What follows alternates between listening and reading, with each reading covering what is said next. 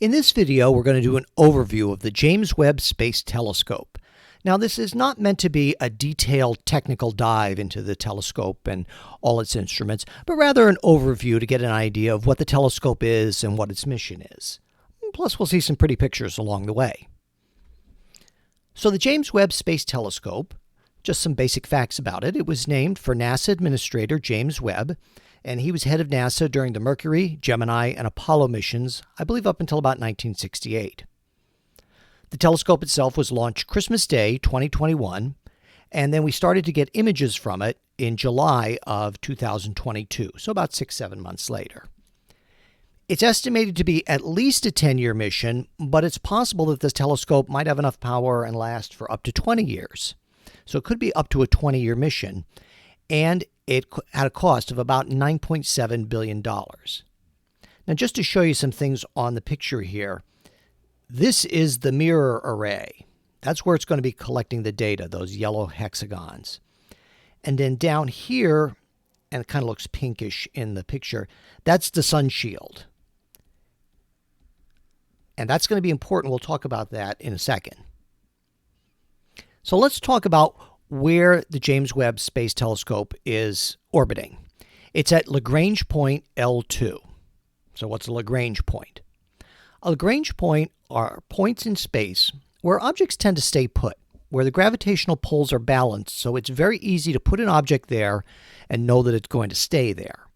And this is important because it can reduce fuel consumption because you don't have to use a lot of fuel to make adjustments. Now, L2 was chosen for the James Webb Space Telescope, and as you can see it over here, what it does is it's able to put its sun shield basically to the left on this picture or towards the west. But what it's doing is it's putting the sun shield so that the Earth, the Moon, and the Sun are blocked by the sun shield. Because the idea is we want it way out in space where the detector and the mirrors can be kept very, very cold, and the sun shield will block anything coming from the Earth, the Moon, or the Sun. We really want to avoid radical temperature changes. So let's talk about that big honeycomb mirror that we saw in the first picture. It's 6.5 meters, so roughly 20 feet in diameter, and it's composed of 18 different hexagons. So it's not one big mirror, and it was done that way partially because they had to fold it up inside the rocket that launched it, and then it unfolded, almost you could imagine a flower opening up in outer space. And the fact that it's composed of these hexagons will produce some spikes in the images, and we'll talk about them. They're not really a problem because we do know they're there, the scientists know they're there and can correct for that. And just to give you an idea in comparison, if you look at the Hubble's primary mirror, how much smaller that is. So it's a much bigger telescope, and for telescopes, the bigger the mirror, the better image you're going to get. Now, James Webb operates in the near-infrared to mid-infrared range. So that's a range beyond our sight. It's beyond red is a way to think about it. So we can't see that with our eyes. Hubble is primarily invisible light, although Hubble also does some UV studies as well. But Hubble really doesn't do much with infrared. Now let's talk about something called redshift, because that's going to help us understand why we wanted an infrared telescope. The universe is expanding. In fact, Edwin Hubble, of the who the Hubble telescope was named for, was one of the people who helped discover this. So there's this thing called wavelength, which is the distance between, let's say, the peak on one wave to the peak on the next. It can actually be any two parts of the wave, but we'll just do peak to peak because that's the easiest. Now, the universe is expanding. That means the universe itself, space and time itself, is stretching, much like when you blow up a balloon. So if you can imagine that space and time is stretching, the wavelength gets longer and longer and longer as time goes on. You can imagine taking a metal spring and stretching it and stretching it, so now the distance between two loops of the spring would get longer. And the problem is it can even shift into the infrared, which is light that we can't see. So the James Webb Telescope is using infrared. Because of that redshift, we need to look in the infrared to try to see early and very distant stars and galaxies, because they've been expanding with the universe or moving away from us as the universe expands for so long that their light is shifted into the infrared. And there's another good reason. Space is actually quite dusty. Well, maybe not in any one given area, but if you're thinking about how vast space is, odds are light's going to have to pass through some dust to get towards the Earth. And the dust clouds, unfortunately, can scatter visible light or absorb it. So infrared, it turns out, passes much more easily through dust clouds. So the dust is going to become less and less of a factor for getting images of these stars. Also, infrared is nice for observing planets because planets emit a little bit of heat, which is we detect with infrared radiation. Now, we can't observe infrared from the Earth, and Hubble wasn't designed to look at infrared. Hubble is mostly UV and visible. So if we look at this picture down here, here's visible light, but as the universe stretches, it could go into the infrared. And of course, it could go to microwave and radio as well, but James Webb is designed to look at the infrared there. So I think the best thing to show is a side-by-side comparison. Now, these are sometimes called the pillars of creation in the Eagle Nebula.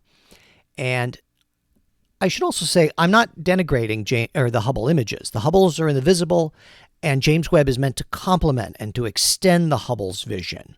So it's not that Hubble is bad or anything. It's just it's in a certain range of the spectrum. So you can see in the pillars of creation on the left there, that's the Hubble picture, and it's beautiful. It's absolutely beautiful. But you can see, like in the background, it looks like, obviously it looks like a hand. But behind it, you can see a lot of dust.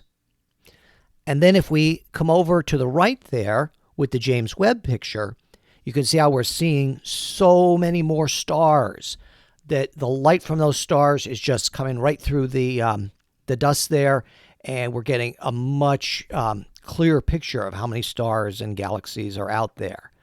Plus, it's an incredibly beautiful picture. So what's its mission? The James Webb is designed to search for light from the very first stars and galaxies, as early in the universe as we can peer back.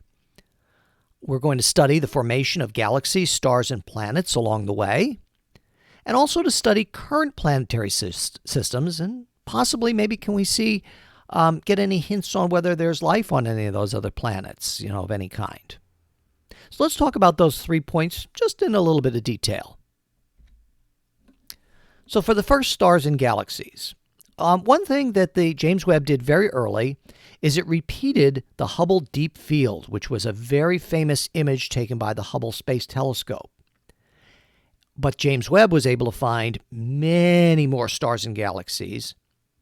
Now, interestingly, they found galaxy formation much earlier than was expected. Now, one thing I should point out on this image here is you're going to see some areas where it's kind of like smeared out. And you say, well, what's that? It doesn't look very nice. What it is it has to do with Einstein's relativity, where Einstein says that very heavy objects, things like galaxies and galaxy clusters especially, they actually curve the path of light. So it's actually curving the path of light and kind of smearing out the image that we're seeing there. And there's no way around that. That's just what large objects do because of gravity.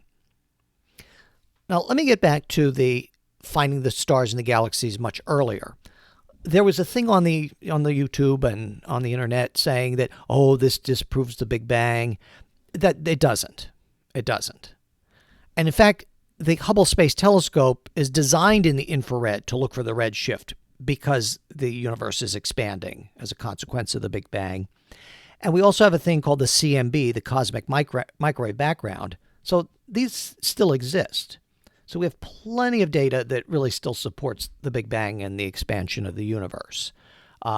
However, this was a very unexpected finding, and they got it pretty early into the James Webb mission, which is pretty impressive, which suggests that scientists will need to adjust these galaxy formation models to try and get a better picture of why are these galaxies forming much earlier than expected.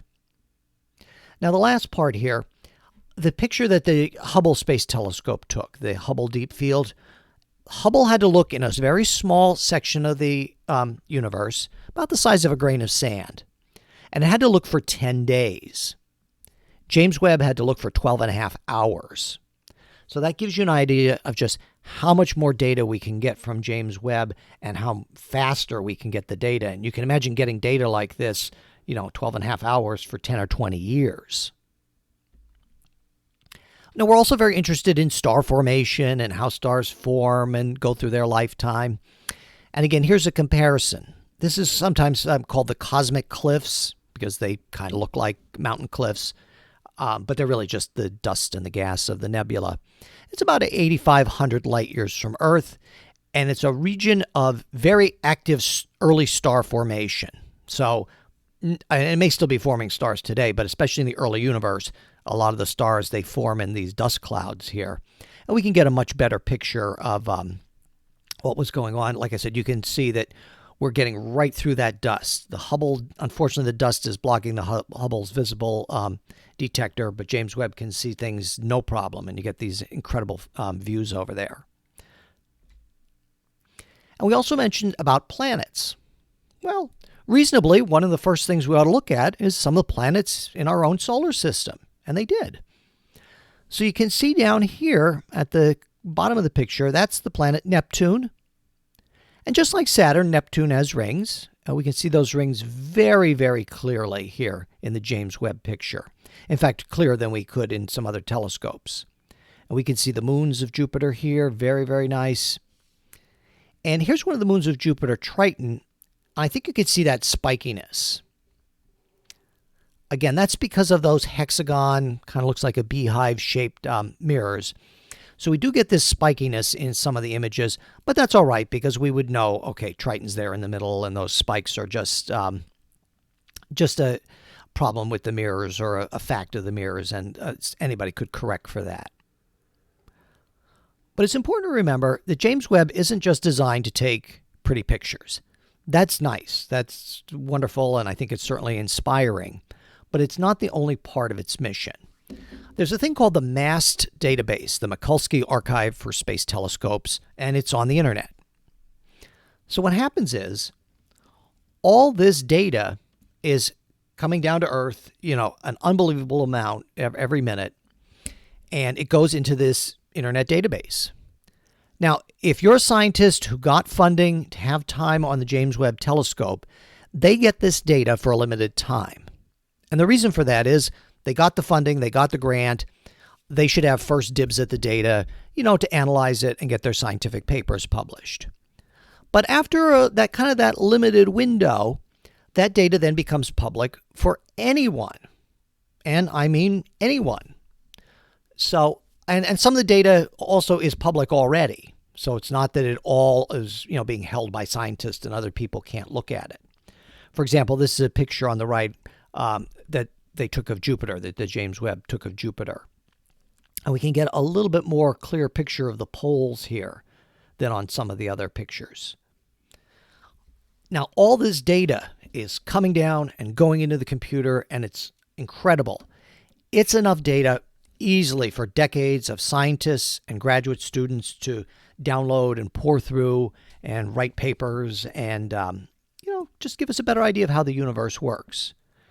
And I have the link here if you're interested. You can look at the archive if you like.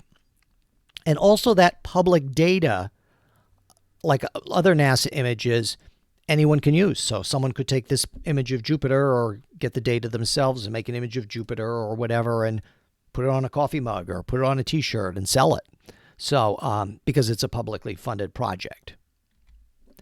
Now here's a look at some of the references that I used to put together this PowerPoint. And I hope you learned a little bit along the way. Take care.